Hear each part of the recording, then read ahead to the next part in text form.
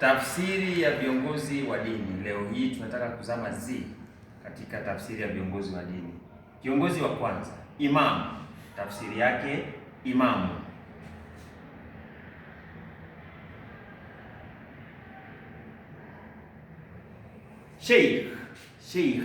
Sheikh.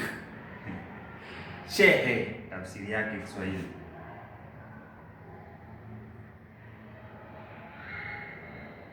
Shehe. Muezin, huyu ni yule ambaye huwa anawaamsha watu nyakati za asubuhi kwa kutumia kipaza sauti. Kama unaishi karibu na msikiti, mtamsikia huyu akisema maneno fulani. Huyu ambaye anawaamsha watu asubuhi sana. Muezin, Kiswahili muadhini.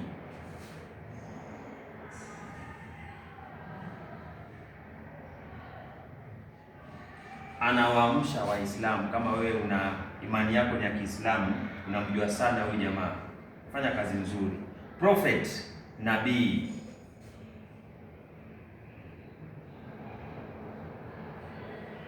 Pastor ni mchungaji au kasisi.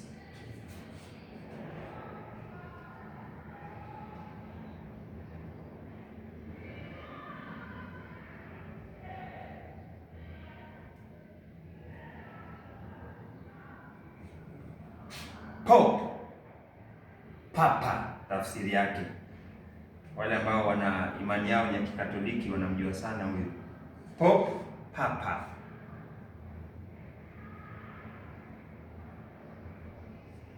Martyr, kama Stephen kwenye Biblia.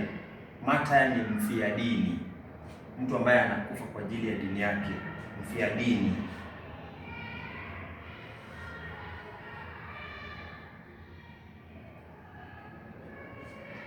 Matriarch, huyu tunamuita tafsiri yake mama wa kiroho, kwa sababu huyu anaheshimika sana, kwa sababu anajua sana mambo ya dini. Mama wa kiroho.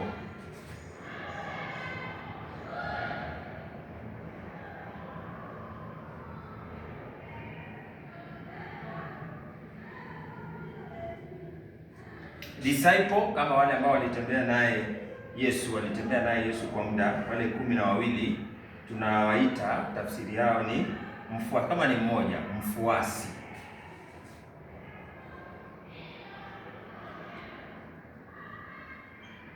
Kama ni wengi zaidi ya mmoja ni wafuasi.